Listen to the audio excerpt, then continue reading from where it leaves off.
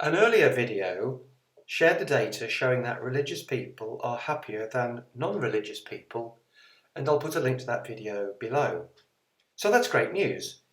And at a simple level, the answer to this question, what's the secret of happiness, is to become religious. But God's message to us on happiness and joy is not perhaps what we'd expect. For example, God tells us the following in his first letter to Timothy at chapter 6 and verse 6.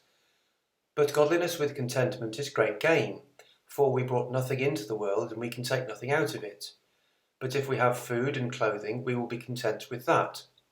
People who want to get rich fall into temptation and a trap, and into many foolish and harmful desires that plunge men into ruin and destruction. For the love of money is a root of all kinds of evil.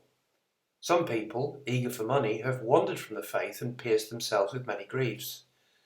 But you, man of God, flee from all this and pursue righteousness, godliness, faith, love, endurance, and gentleness. So remarkably, we're told, don't want to get rich. That takes you in the direction of traps. Don't love money. That's the root of all kinds of evil. Happiness lies in fleeing from all of that, pursuing righteousness, godliness, faith, love, endurance, and gentleness.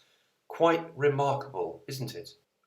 And in Galatians chapter 5 and at verse 22 we read, "But the fruit of the Spirit is love, joy, peace, patience, kindness, goodness, faithfulness, gentleness, and self-control."